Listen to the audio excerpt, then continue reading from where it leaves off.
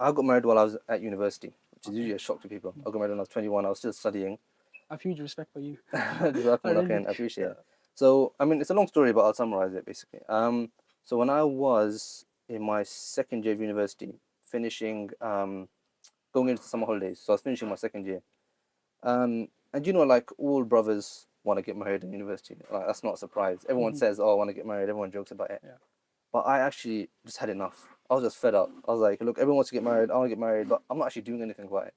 And I don't know when it was, but there was something that switched in my brain, where I was like, "Do you know what? If I want to get married, why don't I do something about it?" Like if you're gonna talk the talk, then walk the walk.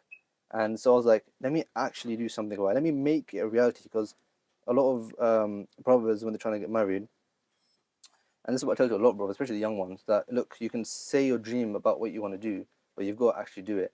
And when someone looks for a job, they can spend 6, 7 hours applying for a job, and they'll do the same thing the next day and the day after.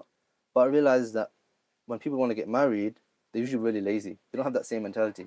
It's like, oh yeah, um, I'll look next week, or I'll ask someone one time, or you know what I'm saying. There's no like motivation to keep them going and just make it happen really.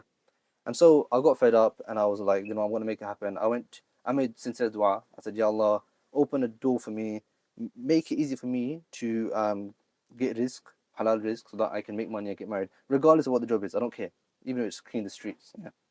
So I applied for some jobs. It was actually Milton Keynes, and it was a like a data copy job. It's like where you like analyze data and whatnot. It was like a basic job. Hmm. Data entry. That's what it was. It was like you just scan papers Yeah. basically. So what it is a company, AQA, they do the exams, Yes. and they obviously scan the exams before they send it off to the examiners. So they just wanted people to get these huge scanners and just put the paper in like this. It's like £10 an hour basic job. So I went to the interview and I told them, look, I do IT, but I wasn't expecting anything. I was just going for the normal job.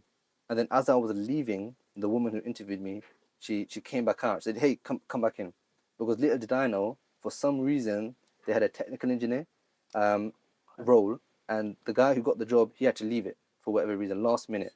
So I went in the next day, not knowing this, and they said, "Hey, listen, you mentioned you can do computing IT. So what actually can you do?" And I just said, "Yeah, I can do programming, databases, all this stuff."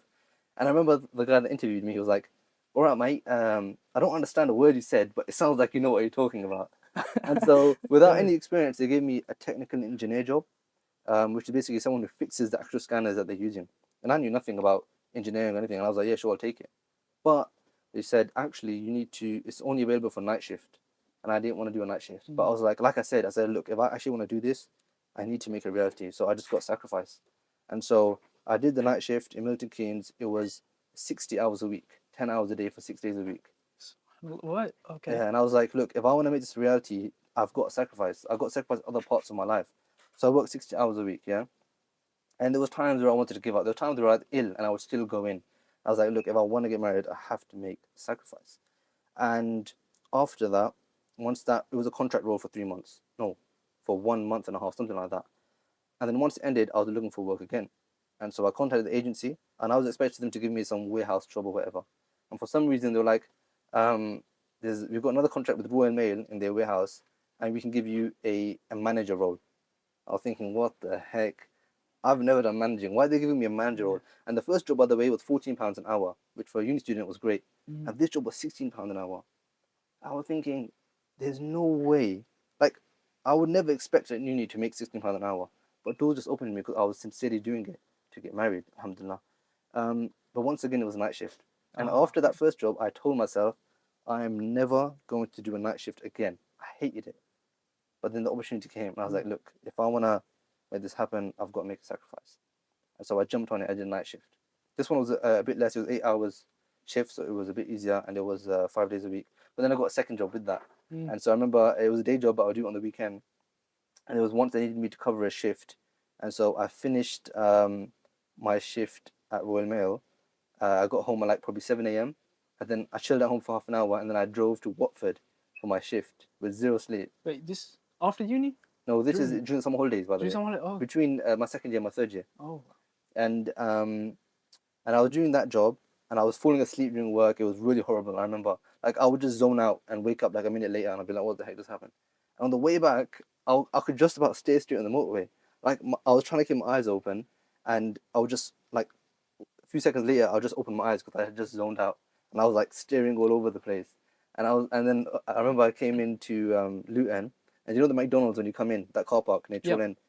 in. I parked in there and I just went to sleep for an Sleep. hour, even though I was 5 minutes away from home. But I was like, I can't even drive home.